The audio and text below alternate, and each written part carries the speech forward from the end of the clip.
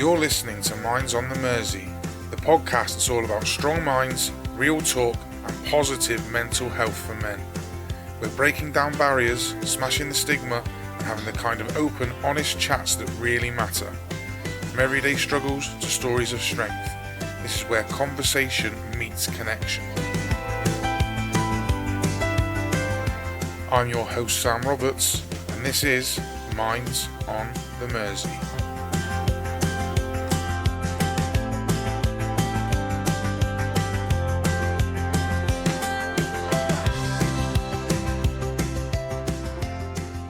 Hello and welcome to episode 3 of Minds on the Mersey. Thank you for listening. My name is Sam, I'm your host, and I am really excited to introduce to you our first ever guest co-host. Chris can't make it, unfortunately. He's stuck in Wigan eating pies, so he can't make it. But we've got Richie from the Mersey Mind Project, who's come in at very short notice to co-host. Richie, how you doing, mate? I'm doing okay, Sam. How are you, mate? You all right? I'm not too bad, mate. I'm not too bad. Richie, well, first of all, tell us all about yourself, mate. Tell us, obviously we know each other through the charity Mersey Mind Project, both being trustees, but tell us about you, mate. Tell us what you do. Started off back in the day, mate. I was born and bred in Birkenhead, unfortunately, as some people might say. There's nothing wrong with that. No, there isn't. Grew up Birkenhead, council background my entire life, and then now I've started off as an apprentice plasterer and got all the way up to the rank of building surveyor now for Magenta, one of the local social housing companies. So, been doing that, and then I must admit I didn't believe in mental health issues for men. I didn't until I started suffering. Until my own head fell off. And it did fall off, and it fell off in a fucking bad way. You know, and then it's peaks and troughs for me. It really is. Certainly is, mate. You've, as I had explained in our first episode, I see it as like a bit of an injury. If you've got a bad back or a bad arm, you do something about trying to fix it, and that's how I see my mental health. It's a bit like that. But I do the wrong things to try and fix it, Sam. I throw myself into work. I throw myself into like staying away, and like not really. I don't help myself. Really, I don't. I'm my worst own enemy. I think a lot of fellas are like that, though, aren't they? A lot of fellas are like that, mate. And then previously we were working with like a previous charity with the Wise Guys. We then came on. So we've made this, haven't we? We certainly have. We've made this, and I think we deserve a pat on the back for what we've done, Sam. Do you know what? We're not doing too bad, mate. Listen, Mersey Mind Project is still relatively a young charity. It's just over 12 months old, really. Maybe coming up to 18 months old now. We've helped through various forms, whether through the football or through the walk and talks or through the peer-to-peer support groups. We've helped over 90 men. We've had 90 different men turn up to some sort of session. That is mainly the football, admittedly. But, who doesn't love a free game of football, though, Sam, to be honest with you? Well, who doesn't love a game of football full stop? But when it is free, it's even better, isn't it? Like these things in life are always better when they're free. It's funny, that, isn't it? But not only that, though, we're not just like turning up to have a kick around in a park. There are excellent facilities. Yes, so we play our footy at Shafts, don't we? Same place we're recording this podcast now. The pitches at Shafts are top quality. They really are very, very good. Which obviously helps because, it reduces the chance of injury and stuff. If you're playing on a poor surface, then, if lads are getting injured every week because of the surface, it becomes a problem because people have got to go to work and they've got to... People have got a job got to earn money and stuff, So, unfortunately, we all have to work, don't we? Unless you're mega rich. And unfortunately, then you've got that's a part of the drive that can affect men's mental health as well. Anyone's mental health. Of course. If you're doing something you don't like. Absolutely. I'm quite lucky. I do a job that I do enjoy. But recently it's been a bit stressful. We'll get onto that a bit later. Yeah. Tell us about your role at Magenta, mate. What is it that that entails, and what is it you do? So, up until about a year ago, I was doing property surveying in terms of measuring for damp and mould, structural issues inside properties and stuff like that. And then, as I've developed and as I've Magenta have put me through like my qualifications and my degree, I've sort of moved away from like the bog standard surveying. Now I deliver some of the more complex work programs. So whereas like I'm currently helping deliver painting the entire Woodchurch estate, one of the local estates, literally not 10 minutes from here, which is going really, really well. Amazing. We've got a building that's overheating up in Ellesmere Port, which we are we're well on the way. If we took some digging to find out the why, but it was so simple in the end, mate. It was literally just swapping one bit of tubing, flexi ducting, to a rigid one, and the airflow in there now is fantastic. People are actually telling us to turn it down and turn the heating up. So we've really cracked that, and got bigger and more bigger projects to come, hopefully. And I'm also in charge of the electrical rewires. So if your house needs a rewire for Magenta, please don't shout at me. I can try my best. It's not Richie's fault. It might be Richie's fault, but he's not going to admit it on here. So just a quick one. If you can hear some banging and clanging and stuff in the background, we are recording where there are football pitches, and it is half term, and there's a lot of people coming in and out of this building currently. So I do apologise if there is some background noise. I'm really sorry about that. I'm trying my best to not let that affect us as we go. So, last week, Richie, the Mersey Mind Project had a charity game up at Marine. Against Clare House. Against Clare House, my place of work. I have to admit, Sam, I would have loved to have seen your face on that Monday morning, swaggering through that shop or office, wherever it was. Do you know what? There was an email sent round, apparently, that I was not included in. A bit of a match report. And the highlight of the match report was apparently that our goalkeeper, Sean, was likened to the actual goalkeeper that plays for Marine. He's that good, apparently. So, Sean, if you're listening, mate, big up yourself. How much did you pay them, Sean? You need to tell us. But, it's it was a good evening. It was a Mersey Mind Project team against a team of staff and dads whose families have used Clare House in the past. So either brothers or fathers and staff members, and it was a really good little evening. It was in the cold, it was wet. In the cold, it was horrible. Freezing. It was horrible. Wasn't it? It was pissing down with rain. The weather wasn't the best, but everybody had a good game. It was played in the right spirits. There was a few challenges thrown in that some people took exception to. I got a bit excited, didn't I? So you did start swearing at one of the players, mate. But it's the passion of football can happen, can't it? So. But no, the Mersey Mind Project ran out 5-0 winners. Clare House. That lad should have squared it to me to the goal. Do you know what? The Clare House dads, they started off really well. Their first half team that they put out, they did really well.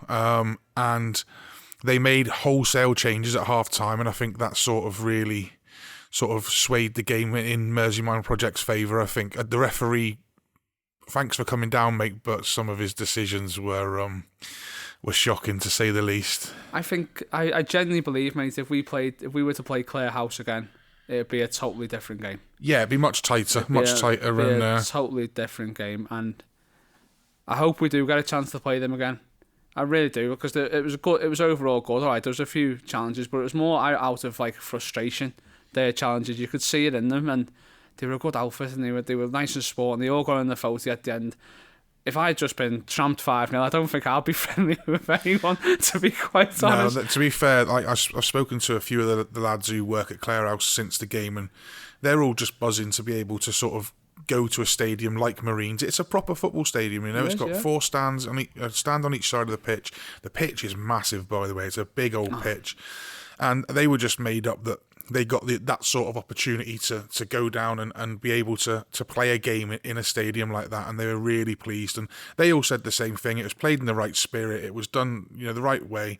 Yeah, they lost, but they had a good time and they really enjoyed themselves. And at the end of the day, at this level of football, that's the main thing, isn't it? What more could you want, though, to give someone a buzz to go home to? Exactly. Do you know what I mean? How happy must they be? How even just when we're in our dressing room at the end of the game, everyone's still buzzing. Do you know what I mean? Even before the game, we were asking where Eddie was. Do he turns up at 6:05 with the kits. Yeah, when it's 6:15 kickoff, yeah. So we were all buzzing just to be involved in the game itself. So even that, it's just, and the camaraderie, Ryan came, who can't even barely walk at the moment, can he? Or can he walk? He can't run. I don't know, one of the two. He was sitting on the bench eating a pie, chips and gravy or something. Smoked delicious as well, hungry. And he's just there, and he's having a good laugh. He's taking the piss out of himself and everyone around him. And it was good, Sam. It was a good all-round day. Apart from Lewis, who plays in the Mersey Mind Project, you should have squared it to me, mate. You should have squared it to me. Richie's a bit bitter. He would have had a tap in, but Lewis took it for himself. So a big shout out to Daz as well. Daz, who in the first half, I think he actually tore his Achilles tendon. So yeah, speedy recovery, Daz, mate, if you're listening. I hope it gets better soon, although it looked quite a bad one, so I'm not sure how long that's going to take. So, but we were on playing FIFA last night with Daz. Like, I don't think he's having a very good time in terms of his kids. Really? Sounds like WrestleMania going on in the background of his house. It's the absolute bedlam. I'm playing FIFA, leave me alone. All we heard was like someone over the head. He goes, "What have you done that for?" That's amazing. That's incredible. It's actually quite good fun. Just sitting there listening to what's going on in the back of Daz's house, just knowing that his head's getting torn to pieces. That's not good for a men's mental health charity, Richie. I mean, Come on, don't have kids then. Yeah, well, yeah. Very true. Yeah, very true. I wanted to have a little bit of a chat about something, Richie, if that's all right with you, mate. So on our last recording, which was like 2 weeks ago, that day in work, I was asked to move some pretty heavy stuff, me and my Oppo, and I ended up hurting me back. Now, when I came in to record episode 2 in here with Chris, it was a little bit painful, but it didn't feel too bad. Come the Friday morning, mate, oh my God, my back was in absolute agony. I've not had a day off work. I've continued to go in, but it's just the actual back strain itself now has got better. But now my sciatica, which I haven't suffered for months and months and months, maybe even 12 months, has really, really kicked off. And it's having such a detrimental effect on my mental health. Honestly, because I'm not good on lack of sleep. I have to have a decent night's sleep. And I cannot for the life of me get comfortable at night. I move, I can't get comfortable, it's too painful. I don't want to keep necking painkillers to be able to sleep, because obviously that's not a good situation to be in. You don't want to be going down that road. And it's just had a real sort of, it's really kicked me sideways, I think. You know, I'm not sleeping well, as I said. I'm struggling in work, and then I'm getting home and I'm in discomfort, which means I'm a bit more short-tempered than I usually am. So I'm snapping at the kids, and then I feel guilty for snapping at the kids, and me and Catherine end up arguing because I'm being a bit of a knobhead because I'm in pain, and you know, it's just like a fucking vicious circle, and it all adds up and adds up and adds up. And honestly, like, my mental health for the past couple of weeks with this, but it took a right kicking. But I was sort of thinking today before coming to record, I was like, should I come in and gripe about, you know, not feeling great and all this sort of stuff? But then I thought to myself, we're doing a men's mental health podcast here, and if I can't come on and be honest with how I'm feeling, how can I expect listeners to message in and tell us what they're feeling and what they're up to? So I was contemplating coming in and just not bother saying anything, but you know, I thought that would be the wrong thing to do. So, you know, I thought it was better to open up. And also, when you open up and you share problems that you have, you feel better for it. That's exactly it, Sam. Just even talking about it, you know, and I wish I could help you, to be honest with you. I haven't got my magic sponge. Eddie might pop in soon. Hopefully, see if he can get the sponge out. Yeah. No. It sounds like to me like your sciatica's kicked off because you've hurt your back, but like you then adjusted your back to make it not hurt, which has then flared up your sciatica. Yeah. Now, we know full well you're going to go to a doctor's, they're just going to say, sit at home. Yeah. Yeah. You know, when I don't know if that's the best thing to do. Well, I already know all the exercises and stuff for it, because if, obviously being a chef for so many years and standing on your feet all day in the kitchen, it's one of the basically it goes with the job, basically, having a bit of sciatica. So I just think you're just gonna have to keep. I wouldn't ever say to anyone take any time off work. I'd say that work's probably the best. Get that especially if you're not on your own. You've got your Oppo and that with you, but see if you can get him to a bit of the lifting and just see if you can. Well, this is the other thing as well. So my Oppo's just had a bit of bad news where he's been told that he needs surgery on his shoulder. So he's going to be out of action, and they want to do it sooner rather than later. We couldn't make a good one out of both of you right now. Mate, honestly, we're useless. So he's going to be off for minimum 8 weeks, maybe 12, to recover from that. So it's just like, so that was another thing where I was like, oh my God, here we go. Like, and work's been difficult. It's been busy, really busy. A little bit stressful, like more than sort of normal, but the biggest thing I would say, Sam, is ask work for help. Yeah, I mean, I spoke to my line manager, and she's great. She's been absolutely sound with me. She like, there was an incident at the back end of 2024 when my Oppo went off long-term sick, and sort of got left on my own for 9-10 weeks, and I ended up going off myself with burnout. Yeah. So obviously that was at the forefront of my mind when Mark told me that he's going off to have surgery on his shoulder, and I was like, I'm not going to be left on my own again here. I've been sort of guaranteed that that's not going to happen this time. So that's a positive. That's a real positive. So yeah, it's horrible, mate. Like I've had shoulder surgery myself, and I've had to take time off work and stuff like that. It's not a good place to be, to sit at home. It's not even just an injury, just niggling at you. It just gets you, it just grinds you down. It's not nice at all. I think for me, I would speak to my line manager, ease on the painkillers, try like herbal remedy, keep me up my exercises, and do my best to muddle through it these days. I don't think I'd go off again. No, I mean I have booked next week off work, so we're recording on the Monday, so I'm in till Friday this week, and then next week I've booked off of work. Okay. When the kids go back to school. When the kids go back to school, yeah. Just because I felt things getting on top. I felt everything getting a bit on top, and something had to give somewhere. I need a bit of a reset, if you like. Do you know what I mean? Yeah. And I don't want to go into work and potentially take out. If something's going on at home and I'm going in and I'm in a bad mood because of my back and I haven't slept and the kids are pissing me off and me and Catherine have had a fight, I'll go into work and I end up shouting at somebody that's done absolutely nothing wrong, and something just needs to give. So work have been kind enough to allow me to take next week off work at short notice, which is great. I just sort of explained to my line manager, listen, this is the score. I've been working so hard on myself for sort of 12 months in work, and I've been working so hard to try and keep my mental health in a good place, and I can feel myself slipping, so I need to do something about it. And they listened and they've given me the week off, which is great. So that's a shout out to your manager, mate, just to recognising it and just doing the right thing. Yeah, absolutely. That's the first and foremost. That's just, if you get a supportive line manager like that, your day is so much better, isn't it? Yeah, it is. And you can approach them, you can talk to them, and you can. We've got a good relationship. She knows that I can do my job without having to be micromanaged, and she sort of leaves me to it, and then if I need her advice or she needs my advice, we phone each other, and that's pretty much it, really. You're going to go and see a doctor or anything while you're off, or are you just going to muddle through? I might try, yeah, but the thing is, as you said, with sciatica, they're just going to say the same thing. Oh, we'll book you in for physio. Well, I already know all the stretches and all the stuff anyway, so I don't want loads and loads of really strong painkillers because I don't want to end up relying on them. Just to get through a day or to get through a night's sleep, I might ask for some sleeping tablets maybe to try and help me sleep because I'm so bad when I've not slept. So, might ask for that. But yeah, I'll go to the doctor if I can get my regular GP. I'll have a chat about how I'm feeling mentally as well, because he's been phenomenal with me. Back in the day when I was really, really bad, back in 2017, he was first class with me, so if I can get an appointment with him, I'll go in, I'll have a general chat with him, and every time I see him, he always asks me how my mental health is as well, so he's been brilliant, so he's really class. But yeah, I just thought, come on here, have a chat, see you, and I already feel better about it now, just having a chat with you, Richie, just having a chat, yeah. I mean, that's the best thing to do, mate, is just have a chat and just let's get it out there. It's okay to not be okay, whether it be an injury that's grinding you down, just come and have a chat with someone.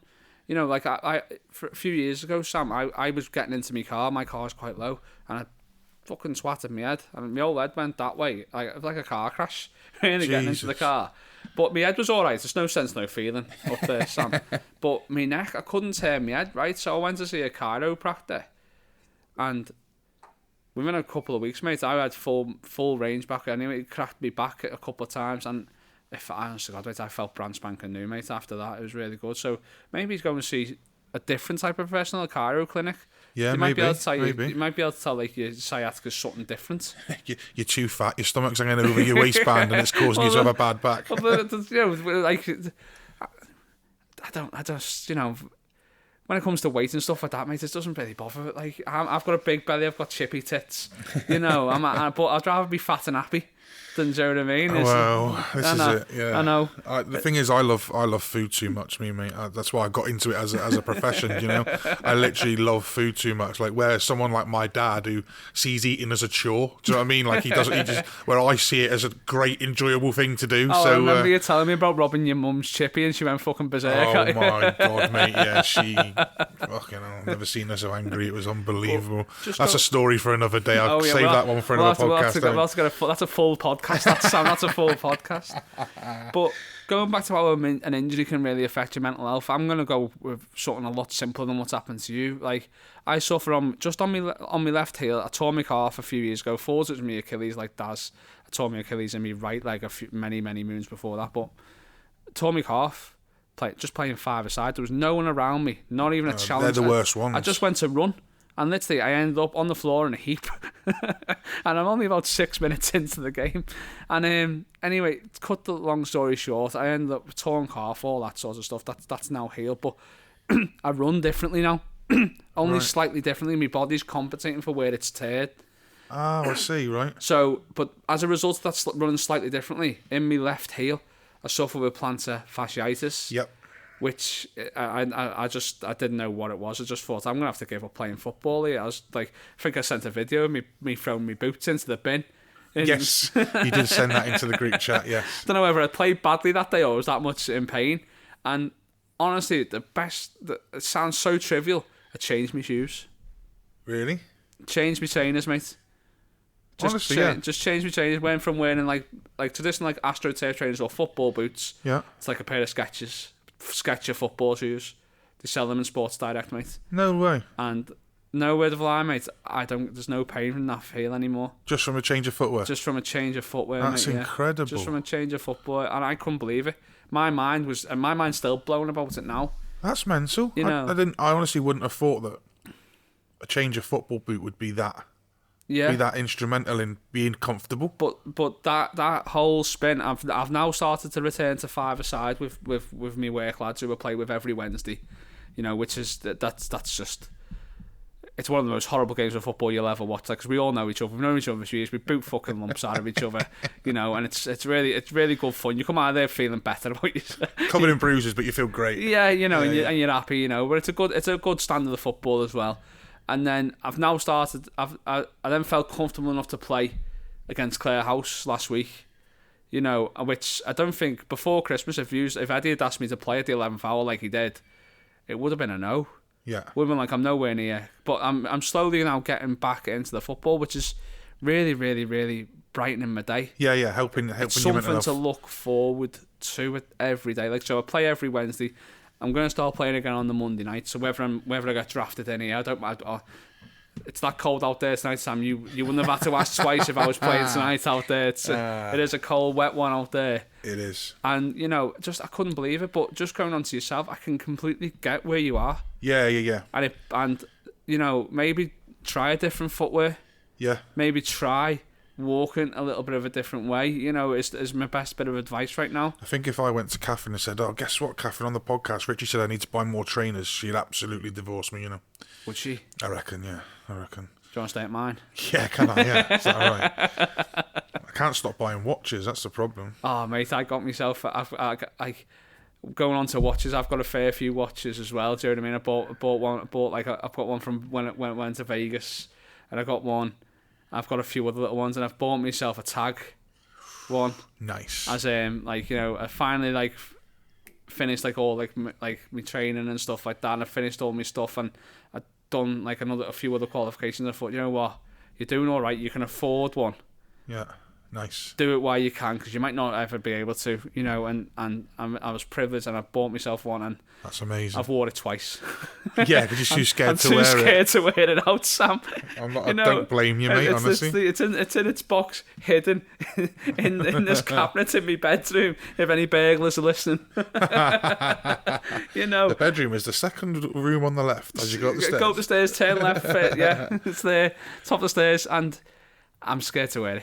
Yeah, to be honest with you, I'd be scared to wear something like that. I'd have to make sure it's proper insured. Yeah, it's on the home like, insurance and stuff like that. But it's, you know, I wore it to a wedding, and I was like, everyone's looking at me watch, and no one give a fuck. The worst thing I did was join a group on Facebook called Budget Watch Collectors. Okay. And basically, they rave about like AliExpress branded watches. Okay. And I've done some research into them and stuff, and honestly, mate, like, what you can get for what you pay is pretty mental. If you're willing to wait a couple of weeks for delivery and all that sort of stuff, the specs of watches, obviously there are a few duds that come through that aren't the best, but on the whole, some of these watches like that you get, so like, you pay like 90 quid for a watch, but to buy it in a jeweller's ear, it'd be like 350, 400 quid with the spec that it is. It's pretty mental, and So that's not a good thing, because 350, 400 pound to me isn't affordable. I look at 90 quid and I go, oh, AliExpress take Klarna. I can afford 3 lots of 30 quid. Joe, something to me, but like Klarna's zero interest. It's why not? Well, I'll tell you what. I'll let you tell Catherine that, because Yeah, I've got one wrist and I'd too many rather watches. Not, So. yeah, she's got watches all up your arm. But dear. no, so you can't buy any more trainers. You can't buy any more watches. No, not at the moment. No. Okay. Trainers definitely not. Watches, I might have one in the post on the way. You can edit that out, though. Yeah, I'll edit that out of this episode. Yeah, Catherine, you never heard that. Yeah. Catherine, you didn't hear anything. You didn't hear it. Anyway, so, I wanted to bring something up, actually, Richie. I've seen something on social media this past couple of weeks, right? Okay. And it's a website. The website is called Reasons to Stay, right? And it's ran by a fella called Ben West. Now, Ben lost his brother Sam to suicide. I think it was about 8 years ago that Sam unfortunately took his own life. And Ben has recently opened and started this website called Reasons to Stay. And basically what it is the website asks strangers to write a letter into the website and basically saying this letter will be delivered to a random stranger, and it's basically a reason to stay. Like, don't take your own life. Don't take your own life. Listen, life is good. These are your reasons to stay. So every time you log into the website, a random letter from a random uploader will come on your page, and some of them are really beautiful. And Ben, who runs the website, got a message 2 weeks ago saying that it stopped the first person from actually taking their own life. I mean, how incredible is that? It's fantastic, mate. I've actually just got it up in front of me now. Go on, read the letter that came up. Okay, I'll read the letter. Sorry about this, guys. Hello, I am so glad that this letter has reached you, and I want you to know that you matter, even if it feels hard to believe right now. Everyone carries an energy that connects us. Yours is reaching me in this moment, even though we haven't met yet. And just knowing you're here reading this makes me feel a little more connected. I hope this brings you even a small sense of that too. I don't know exactly what this time is like for you, but you don't have to face it alone. You are important. You are worthy of care and kindness, just as you are. Sending warmth and compassion your way from someone called Paula. That's amazing, isn't it? How class is that? How good is that? And that's just going to go to random people. So basically, every time you log in, a random... obviously, the letters that get sent in are all approved by specialists, so people who work in the mental health sector, that sort of thing. And every time you log in, it generates a random letter, and it comes up and it brings it up on the page, which I think is absolutely incredible. And as I said, Ben, who runs the website, he's had his first message saying that it saved someone's life. So I just wanted to give it a bit of a shout out on here, because I think it's absolutely incredible what he's lovely. done. It's absolutely lovely, mate. It's so a fantastic powerful. idea. What an idea that is! Fantastic idea. It's so clever as well. Do you know what I mean? There's the website there, guys. Go and have a read. Yeah, Reasons to Stay is the website, guys. It's absolutely brilliant. It's very, very good. Very, very good. You playing footy on Thursday, Richie, or No, you going to give it a go? No, I'm not playing this week. I'm getting a new tattoo. Oh, nice. What you getting? I'm getting me best mate with 4 legs who shits in the garden. My little dog Teddy's going on my arm here. Amazing, So amazing. I'm getting that on Wednesday, and you know what it's like, mate. The ditchy, the scabby, the ming, and Yeah. But I am going to probably go down and have a good watch. And I like calling offsides when it's not offside, to be quite honest with you, which is just to You're do an absolute menace, aren't just you? to do Eddie's head in. To be honest with you, it's just because Amazing. he takes it so personally. Does Eddie? One of our other trustees. He's quite a serious character, isn't he? He is, but he's a great guy. He's a great guy. And I was just saying it was a foul when it wasn't, and I could see him getting more and more wound up. So I had to stop myself when a class came down to watch. Last time I think you were playing, Sam, as well. You were loving it. It's I go just to have a laugh, and then when you're winding Eddie up from the sideline and seeing him get even more and more wound up. Sorry, Eddie, but it was incredible to watch. Richie is a master at what he does, so yeah, you've got to appreciate greatness when you see it. So yeah, that'll do for the first section, Richie. I think we've got a guest coming up in a minute, which should be pretty good. So Who's our guest? Oh, that's a secret. You have to find out in part 2. Oh, right, okay. It's time to tell you about our sponsor, Pig in Bun. Pig in Bun specialise in making small batch condiments with a focus on fermentation. But Sam, what is fermentation? Well, Chris, let me tell you. Rick at Pig in Bun makes a mash, which is a rough puree of ingredients like chilies, garlic and peppers. He then adds salt and leaves it in a fermentation bucket for between 10 days and 3 months. This process adds a savoury depth of flavour, tang and spice. It also creates probiotics which are good for your gut and extends natural shelf life. And let me tell you, they taste incredible. Pig in Bun sells a range of condiments like their barbecue sauce and signature hot sauce. Go and check them out at piginbun.co.uk. That's piginbun.co.uk, or find them on Facebook and Instagram. Thank you to Rick and his team for their support. If you or someone you know is having an urgent mental health crisis with a risk to life, please call 999. For immediate support, Samaritans offer free 24/7 confidential support. Free phone 116 123. Shout offer 24/7 crisis text support. Text the word SHOUT to 85258. For non-urgent help, please speak to your GP, who can signpost you to local services and charities. Hello and welcome to part 2 of this week's episode of Minds on the Mersey. So it gives me great pleasure to introduce our guest for today.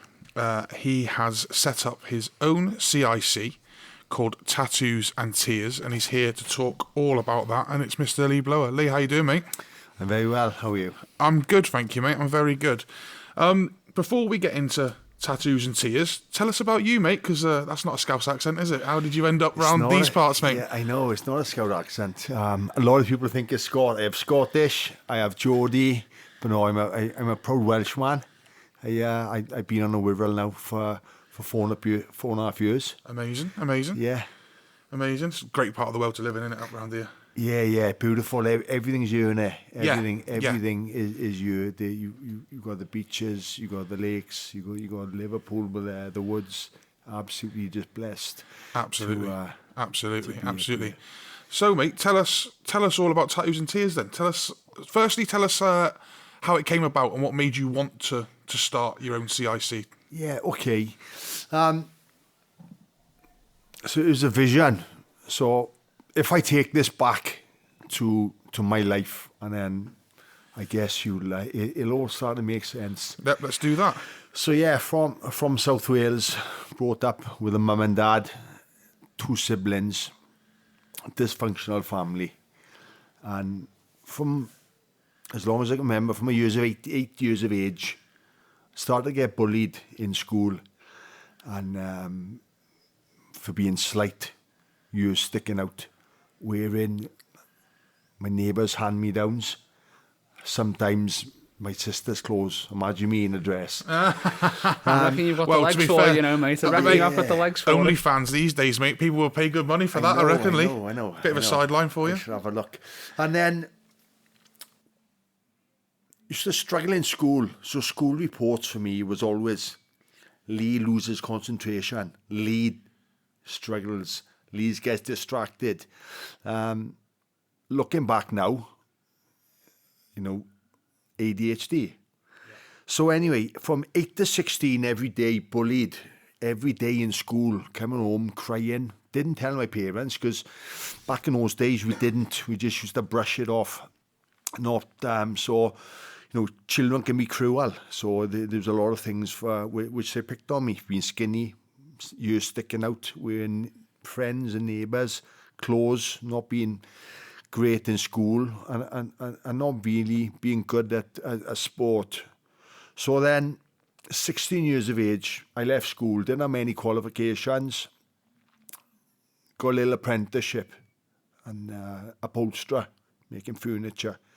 And I thought, wow, I've left the bullies, I'm earning a bit of money, I can feed, I can feed myself on some days and buy some nice clothes and really just feel good.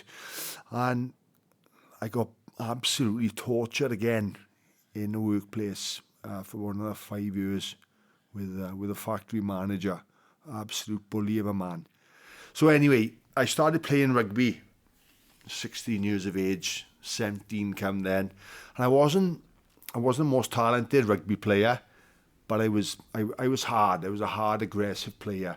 And looking back now, that was because pent-up aggression, pent-up frustration, from an 8-year-old boy to a 16, 17-year-old boy being bullied and not feeling worthy. That all came out on the rugby field, did And it? they all came out on the rugby field. And then I got introduced to steroids.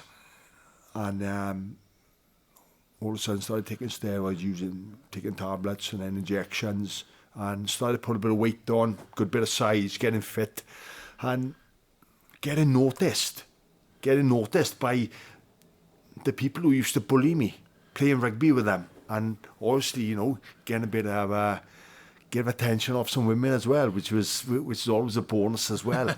So the people who used to bully me, they become friends, and I was playing sport with them and rugby, and then drinking, rugby culture, be drinking. I know it very well. I know it very taking well. steroids, and obviously got into drugs as well, and I hated bullies, but I became one because my friends were having issues with lads.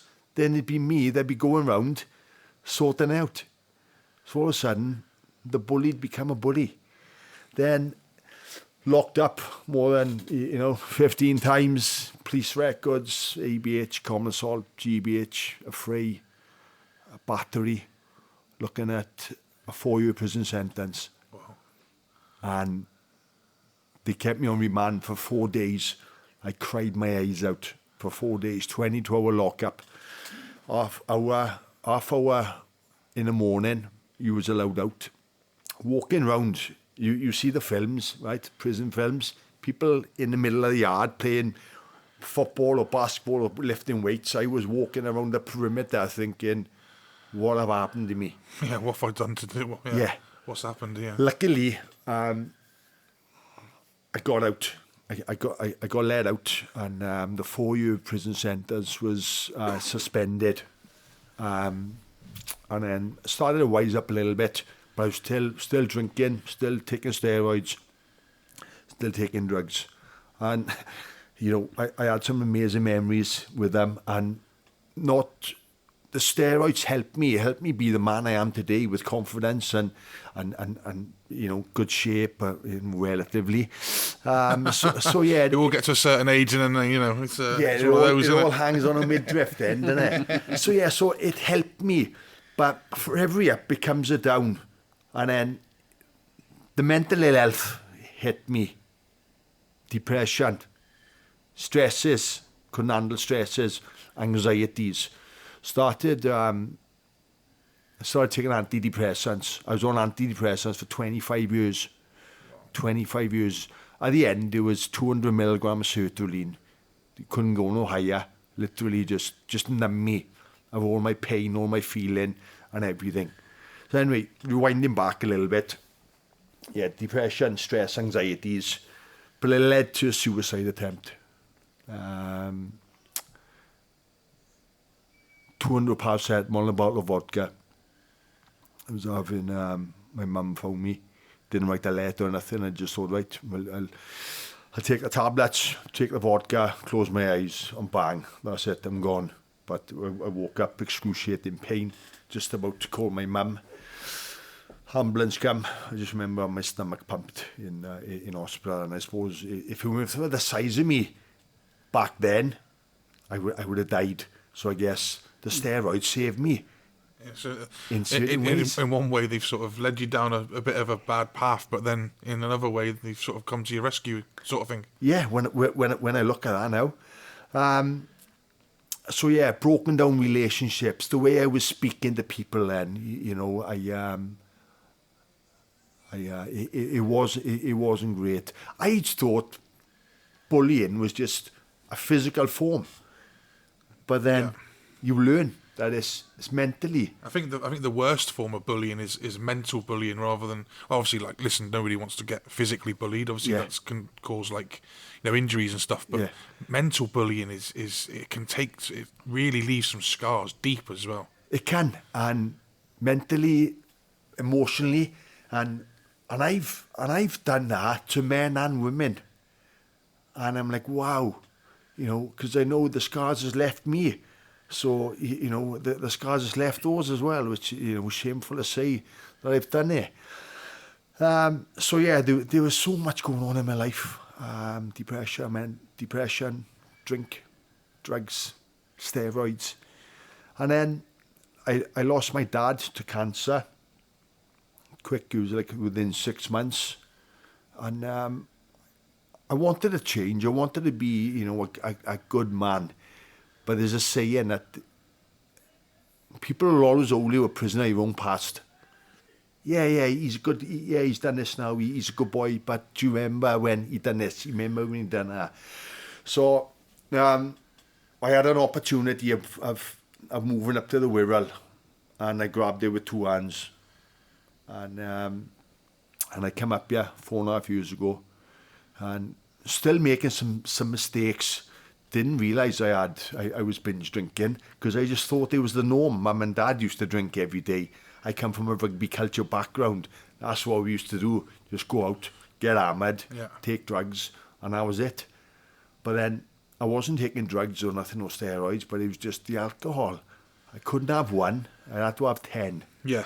Once the case is opened, the case is being finished. Yeah. Or even telling myself, if we went for food, I'd have 1 pint, but I knew once I had that first pint, I wanted 4 or 5 or 6. So, still making bad decisions. So I went to AA, walked in and sat there, and I stayed in AA for 6 months. Now, for me, they go through the 12 steps, and one of the steps is finding faith.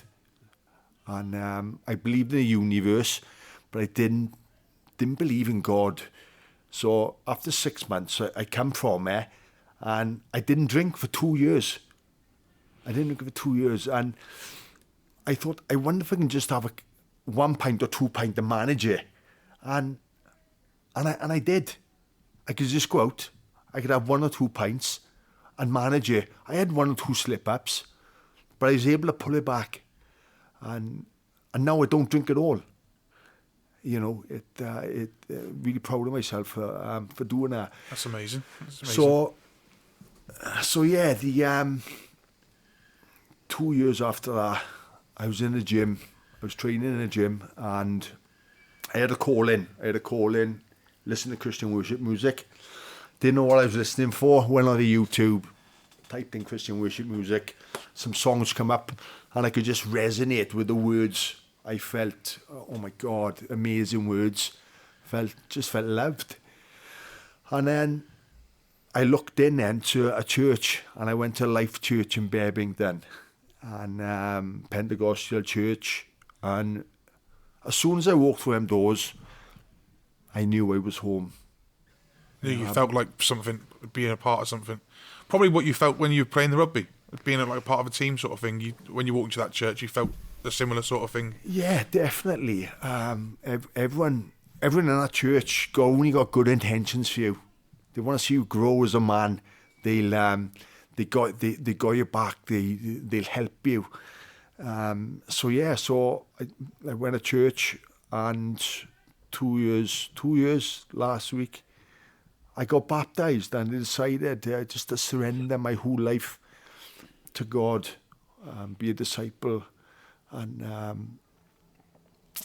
yeah, they absolutely changed my life. I feel worthy. I feel loved. I feel grateful.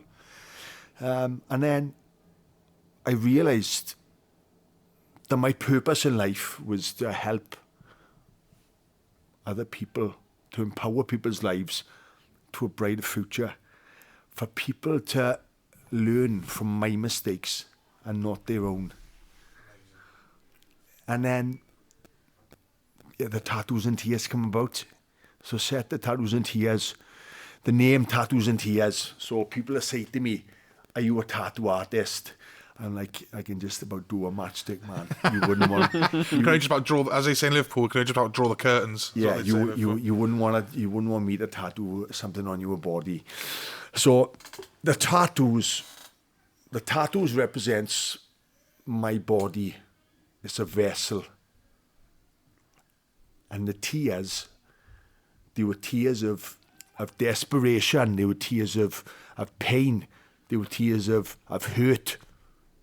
Of anger, and for a long time.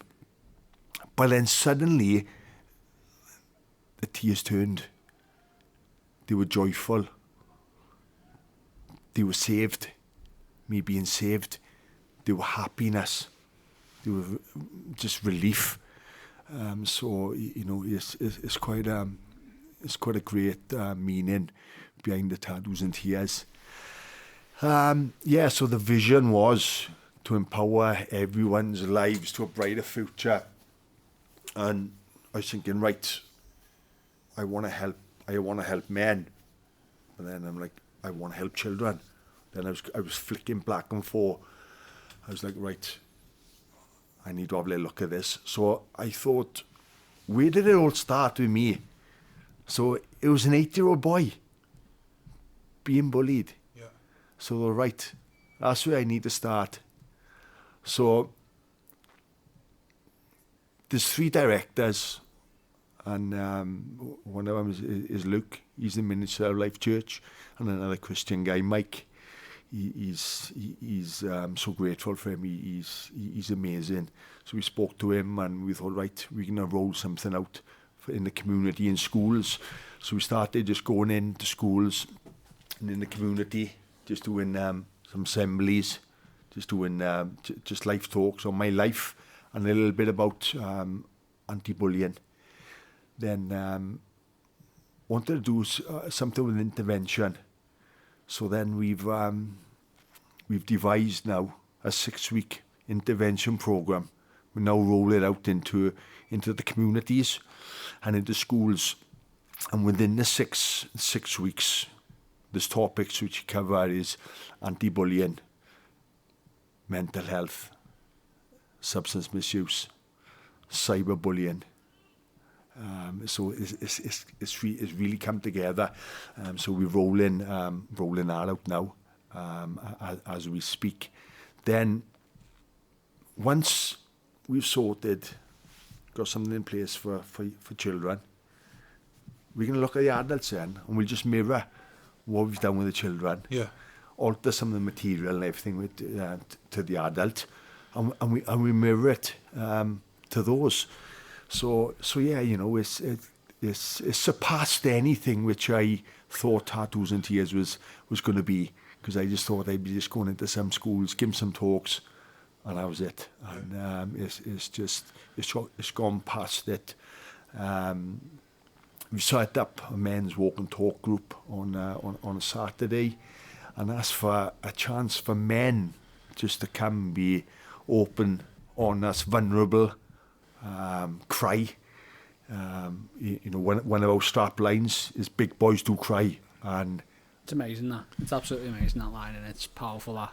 Yeah, So it's good. it hits where it needs to, because as Lee sort of mentioned, like back when I was a child and yourself, you weren't supposed to show your emotions as a lad. You weren't supposed to do it. It was sort of, you can't talk about your feelings. You can't be upset. You can't show you're upset. And it's all Man up. Yeah, the phrase "man up" is just ridiculous, isn't it? And I think we'll talk about that in a bit. But something that Carly said like last week is like, we need to teach this next generation that it's fine, especially boys. It's fine to talk about your feelings. It's not a problem. Yeah. You talking about your feelings is natural and it's normal, and that it needs to become the norm for these kids coming through now. And obviously, your talks in the schools, I suppose, does that. Yeah, it does it, and sometimes it's just planting a seed to someone, and they may not get it, but maybe You might not get it right away, but you might that seed might not grow for the first year, the first 10 years. but it'll grow eventually, and it might just click Yeah. for them, and that's what I love about the idea of what you're doing right now. We've got to start bringing this generation on. Let them speak about the problems. Let's get it aired out, not suffer like we three have. We're just bottling everything up and not letting it.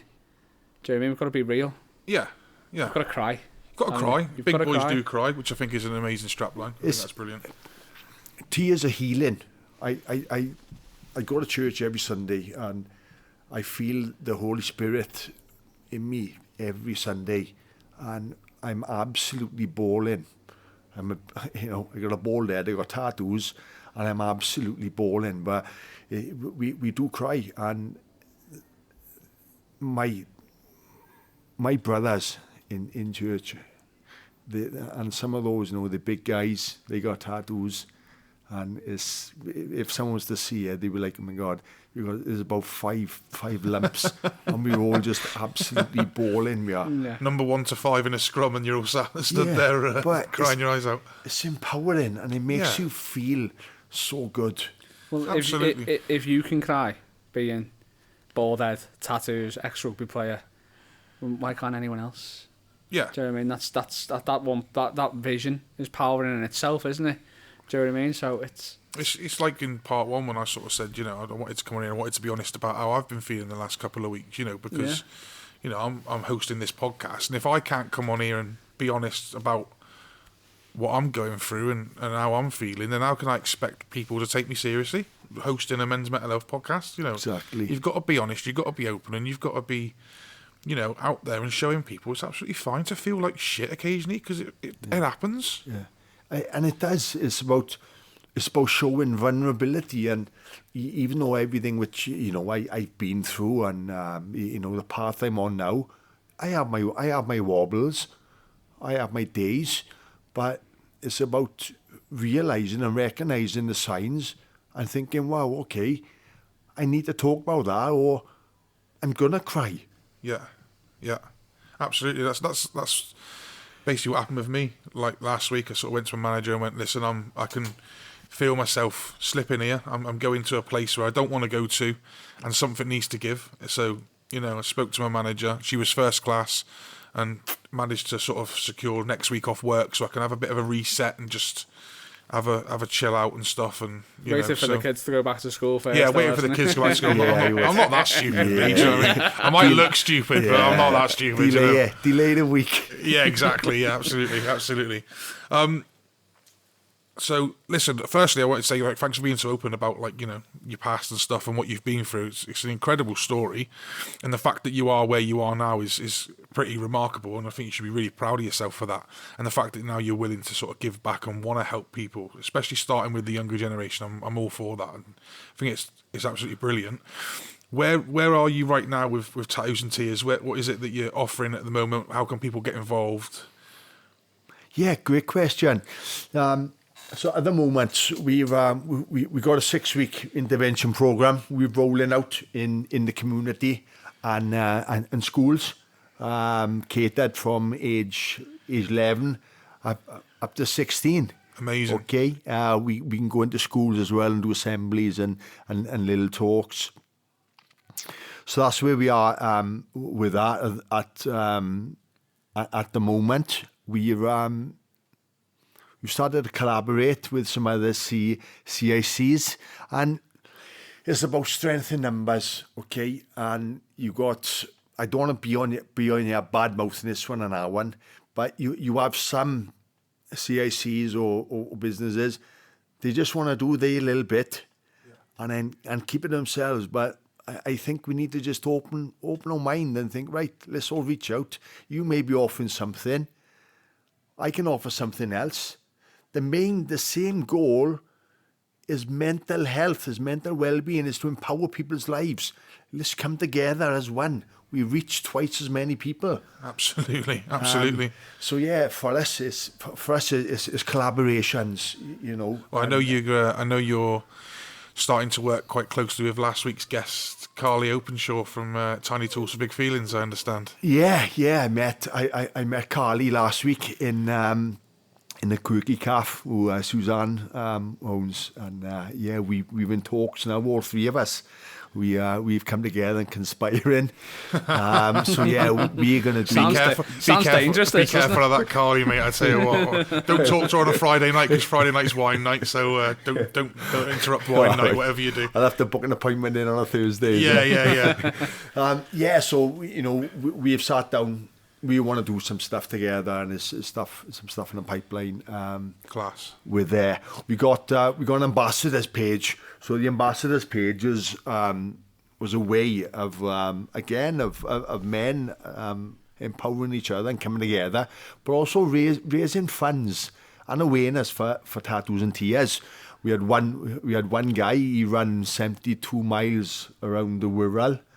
Christ. Yeah, Where did he go? 72 miles around the world. We're away. He done it in 15 hours. He stopped for 5 minutes. He absolutely smashed it. Wow. So very proud of him and what he done, and the help and support that he gave us. We had him. We had another guy, Harry. He's a born again Christian as well. He done a dip every day in December in New Brighton, Marine Lake. Him and a few other boys, they done it every day. They raised a good bit of money for us and awareness for us. We got couple of more events coming up this summer now. But yeah, everything is just about getting men together, empowering them, raising awareness, tattoos and tears, and mental health. Having a chat. Yeah. That's small talk, isn't it? Just like we were just speaking before we started. Yeah. Do you know what I mean? Like, and just listening to you has made me realise a few of my internal issues that I've got going on as well, mate. And I'm going to start having a little think. Good. That's what it's all about, mate. That's what it's all about. And obviously we born this podcast here that we're on now out of Mersey Mind Project, and one of the main things that we wanted to do with the podcast was, as you've just said, Lee, is to connect to other CICs and charities in the Merseyside area, and as you say, strength in numbers.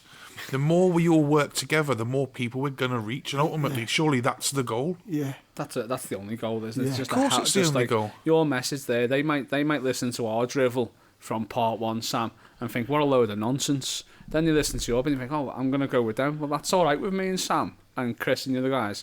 The guy who's just fought that, he's going to go to you and he's going to get the help from you.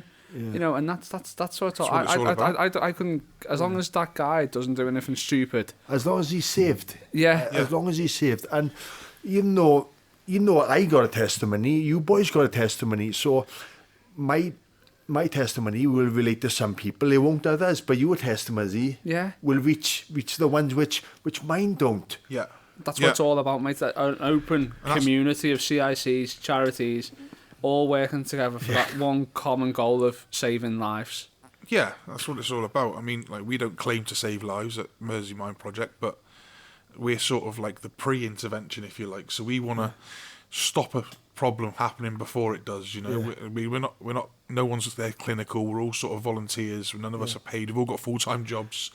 But that's what we're in it for. And it sounds like you're doing pretty much similar things.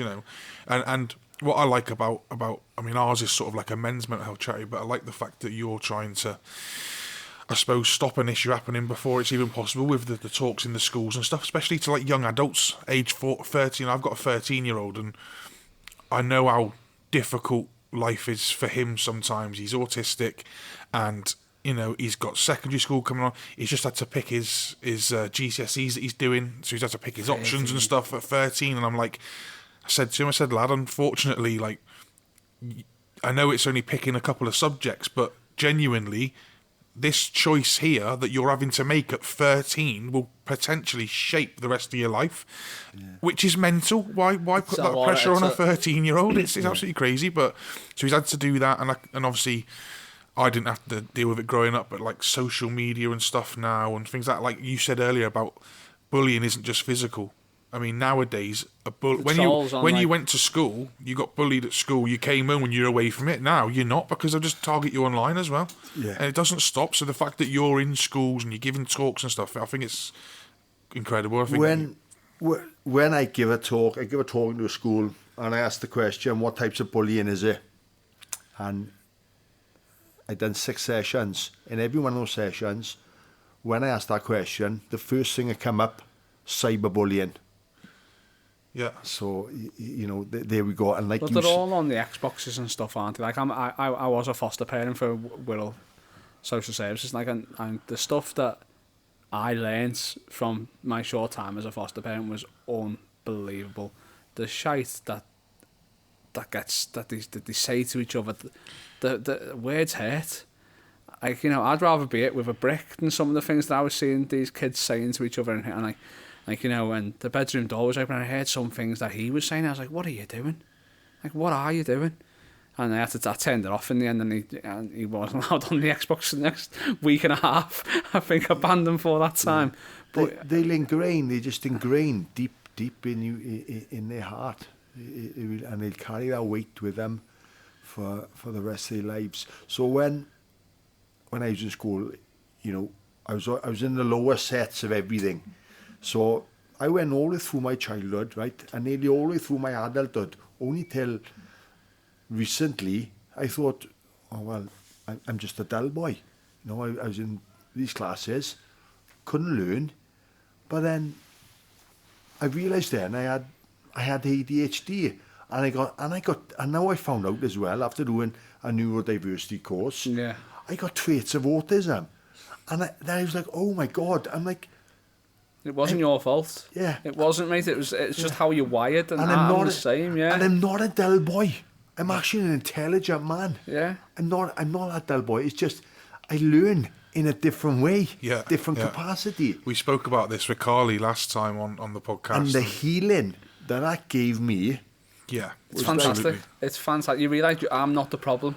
Yeah. I'm not the problem, and that's what it was. It was a proper revelation when I got diagnosed. I thought, I'm not mad. I'm not fucking mental, and I'm like, even now it's still like, wow. When I realise, like, someone, like, if I'm going off on like a tangent, like I kind of am right now. Sorry. No, that's all relevant.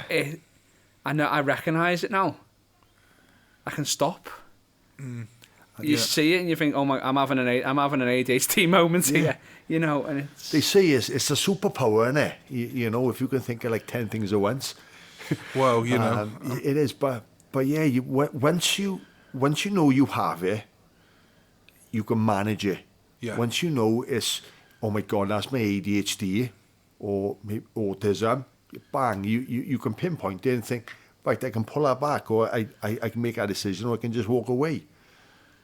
Yeah, absolutely. 100%. Absolutely. And I'm still learning that walking away bit at the moment. I will admit that. That's the hardest bit, to be fair. I still have a few mad moments, like when I think, what the fucking hell have I ended up in here? Yeah, definitely. I had a moment like that. Decided to go camping.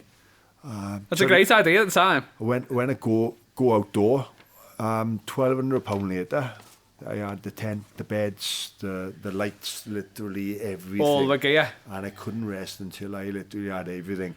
I went camping once, sold that. Yeah. That sounds about right. I said to you in the first part of this episode, and I said it on last episode, for me at the moment it's wristwatches.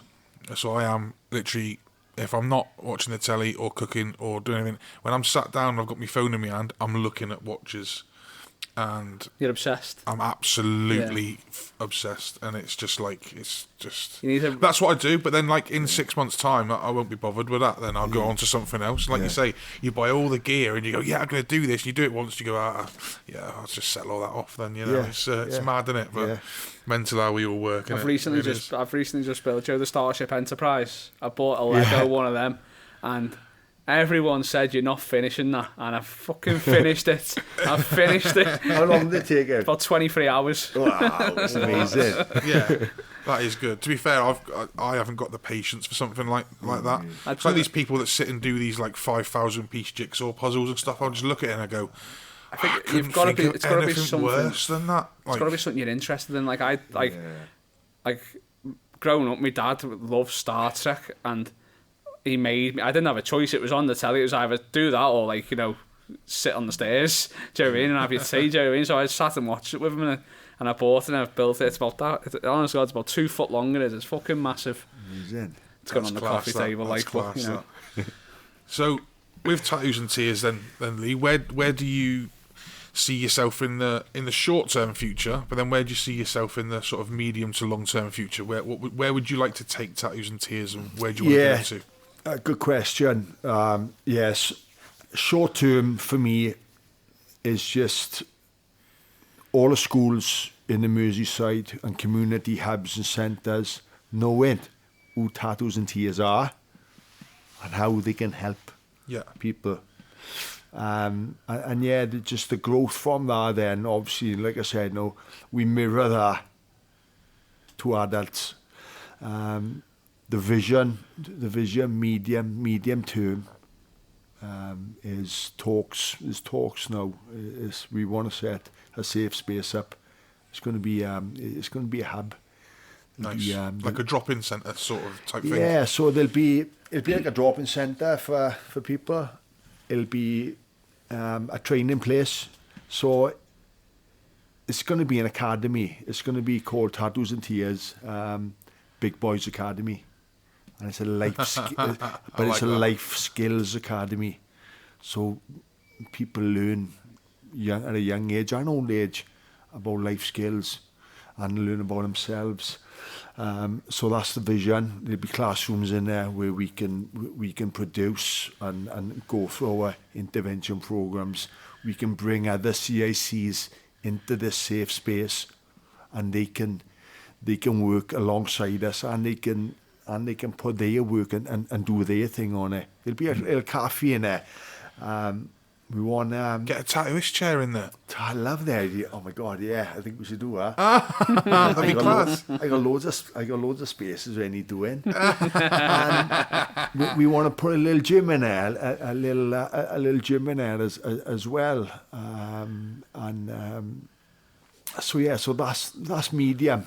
That's a medium-term goal. That's medium-term, is it? How? For us. Big plans, man. Yeah, big plans. It is. But I suppose you just got to go big or go home. You know what?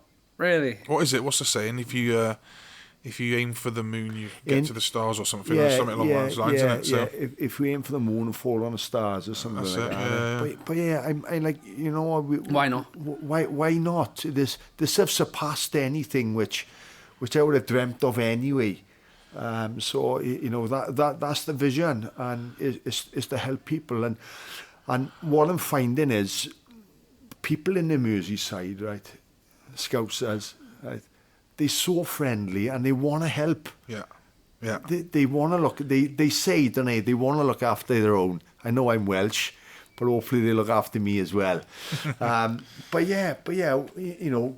Why not? Why not? We want to empower people's lives. That's what my dream. That's my dream, is to open a hub and to have a safe space for people to come in, learn new skills, be open, be honest, assess any mental ill health problems which they have.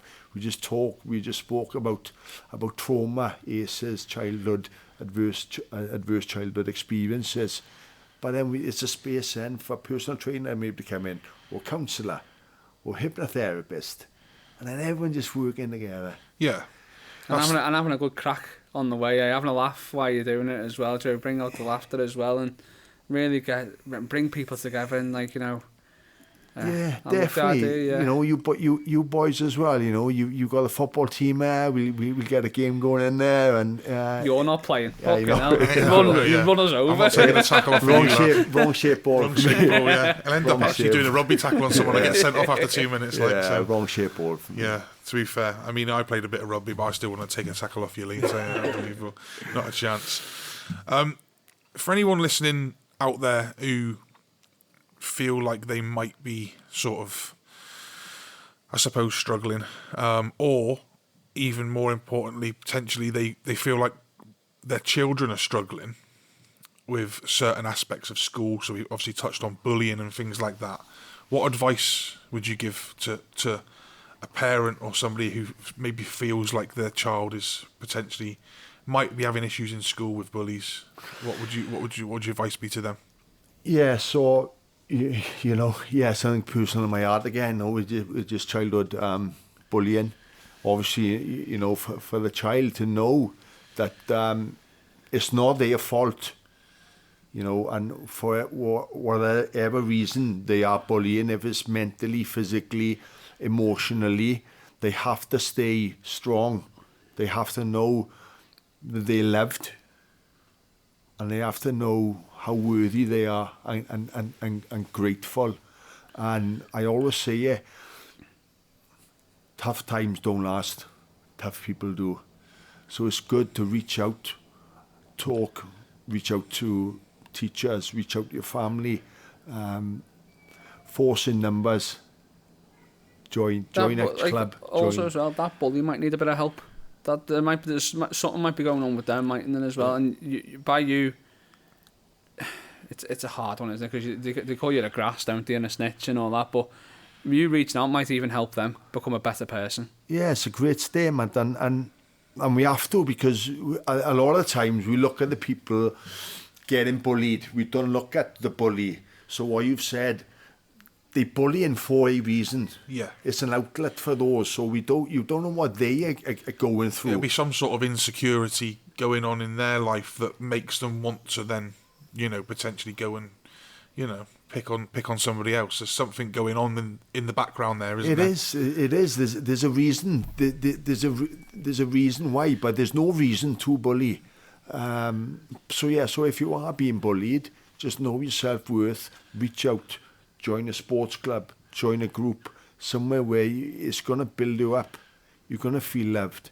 And if you are the bully, then we need to know that, it is wrong, and it hurts people mentally, physically, emotionally, and it can scar them deep inside your heart.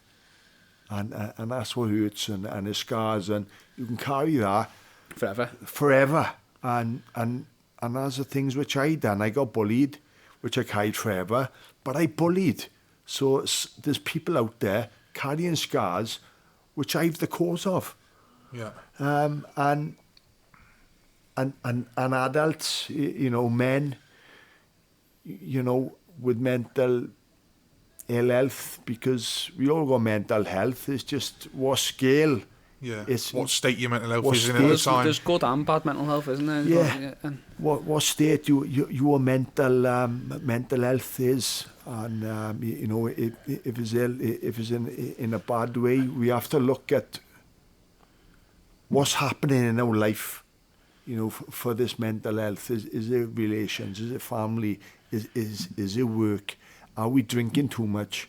Are we taking drugs? Are we training? Are we doing any sport? Are we walking? What is your lifestyle looking? Because a lot of the time, if someone's having a bad day in work, or the kids are playing up or something, they say, my mental health. It's just you're having a bad day. So sometimes people throw mental health too easy.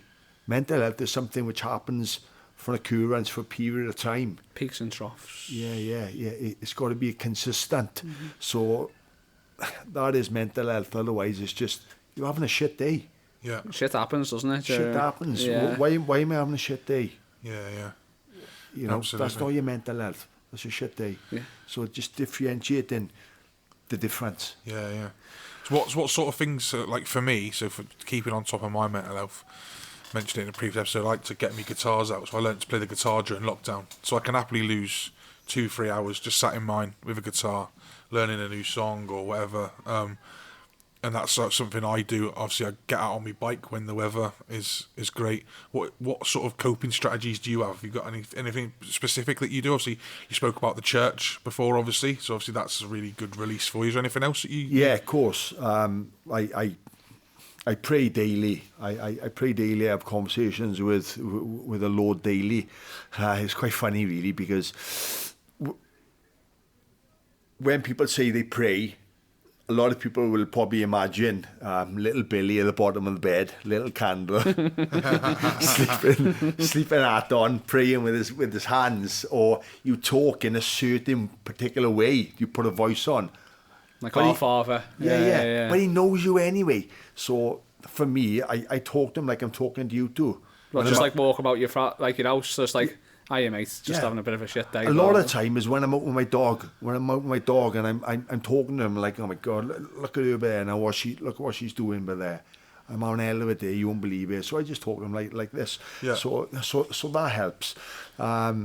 Training is a massive part of my life. I train 5 to 6 days a week. Now, it's funny because years ago, I trained for my sport and to look good on a Saturday night in a t-shirt.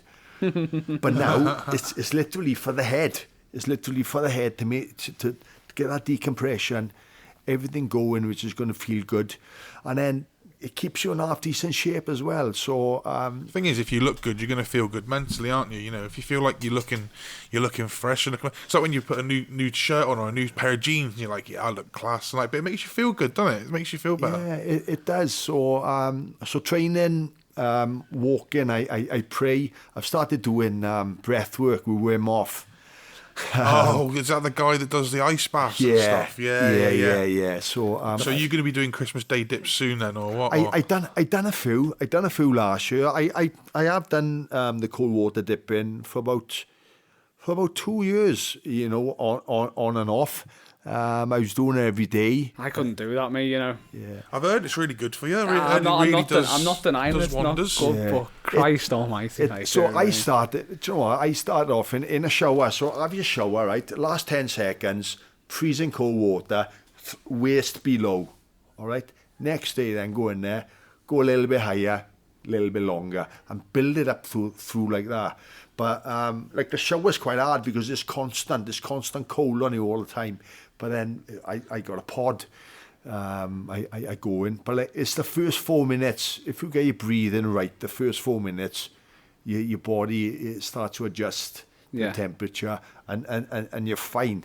But it's getting through the first 4 minutes, and I was doing it daily, and then I seen a post on Instagram, and some guy, he was doing it every 3 days, right? So I thought, all right, game changer. But because if you do it every day, you start to get used to it, so you won't have maybe the same benefit. Yeah, I get it. So I was like, right, this is better. I can do it every maybe 3 to 4 days. So yeah, cold water therapy is a great one. I pray, gratitude, being thankful every day, and being out with your dog and stuff like that. And being out, and just for a smile, for a conversation, for someone just to say hello. I've got like, we designed a little notepad, all right? It's probably about 4 inches square. It's got tattoos and tears on it, our emblem. And I write random stuff in there, right? So I might write, you're worthy, you're grateful, you were loved. Or a lot of the time when I'm down a lake in West Kirby, I walk around with my dog, I've got this piece of paper folded up, and I'll hand it to a stranger, right? And my heart is like, oh my God, I hope she takes it, or I hope he takes it. And sometimes they haven't. I'm like, right. But I hand it to him, and I just don't say nothing. I walk off. And then I'll give it a couple of seconds, turn round, they're reading it, and then they look back, and they're smiling. Nice. And you might have helped their day there, mightn't you? You might have made the day. Yeah. Do you know what I mean? That one note. You don't know what they go. You don't know what may they be going through. But for someone just to give them that, right? What a perfect start to a day. And on that, with men's mental health or any mental health, we ask someone, right? We reach out. Are you okay? That's a poor question. Okay. I think. Are you okay? And then they say, yeah, sound. Yeah, I'm sound. I'm like, do you just want to be okay? I don't want to just be okay. I want to be absolutely feeling amazing. I want to feel fabulous. I want to be thinking, oh my God, this is the best day ever. I don't know if I got tomorrow. I made a vow to a 60-year-old man. I had mental health for 25 years, right? Then I vowed to myself the mental ill health wouldn't steal another second of my life. Yeah. And that's a vow I've made. Yeah. To myself, even if I'm having hard times, and they will come, but it's just having a little bit of a positive mindset. So, yeah, so those things were there, which if people implement one or two of those things into their daily routine, then it's a great start. I know my body now, and the way I work, and if I don't feel right for a couple of days, I'm like, hang about. I may not have prayed. What have I stopped doing? What's come out of me routine here? What have I stopped doing? And then you can think, oh my God, I haven't trained. Or I haven't been to church, I haven't prayed. I haven't been eating as healthy as I should. And so they're great markers for people to try and implement into their life as well. Absolutely. And that brings us on to what we do, Sam, isn't it, with Mersey Mind? You know, we try and help people. We're trying to do the walks and talks. We're bringing the cycling in. And you'll have to come along to some of our peer-to-peer sport sessions as well. You'll have a good crack there. You know, we talk about a lot of stuff there, don't we, Sam? We just chat a lot of shit, really. It's a bit like this. We just sit have a chat, have a coffee, eat crisps, eat cakes. You know, it's not the best for your diet, but you know, it's we have a good time, we have a laugh, and that's an hour and a half every week. And you know, lads come along and we do the football, don't we, to get the people like you said, to come and do their exercise and stuff like that, and you go home and I mean, like for some of the lads that are at the peer support groups, it's more of a social isolation thing.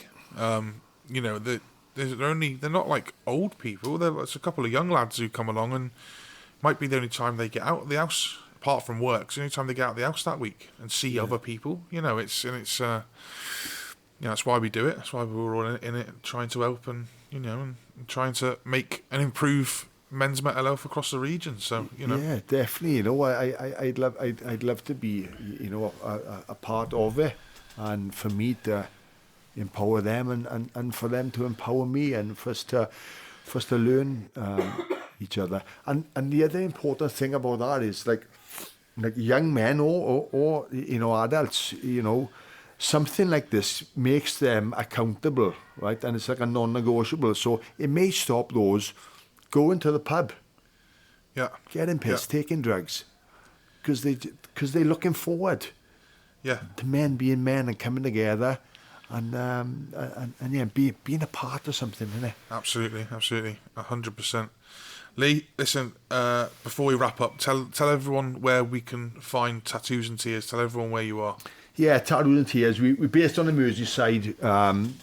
You can contact us on socials. We're on Instagram, we're on Facebook. Just started TikTok now as well. I feel like a 16-year-old boy. I'm checking my videos every day and we like something like that. There's if you just go online, type in Tattoos and Tears, you can go on to our website. There's a submission form on there. You can put some details in there, and you can contact us through that as well. Amazing. Thank you so much for coming in. We really appreciate you taking the time to come and talk to us today. I think your story, especially your backstory, and where you were and where you are now, I think will inspire a lot of people listening. And I think you should be very proud of yourself of how far you've come and setting up your own CIC. It takes some balls, but well done. You're absolutely smashing it, mate. You've absolutely smashed it. So congratulations, mate, and well done. Honestly, and again, thank you for coming in. We really appreciate it. No, I appreciate it. I'm grateful for coming in, for meeting you both, and it's my purpose. It's our purpose in life. So let's keep helping, eh? Let's keep helping. Yeah. Richie, thank you for stepping in and co-hosting this week, mate. Much appreciated. For everybody listening, please go onto our socials, share the podcast. You find us at mindsonthemersey.co.uk. That's the website. If you've got any questions or you want to get in touch or you've got any ideas about guests we could have on, contact us via email. It is mindsonthemersey@gmail.com. And like, rate, subscribe and comment on the podcast. It would really help us massively. Lee, thanks again. Richie, thanks again. Over and out. See you later.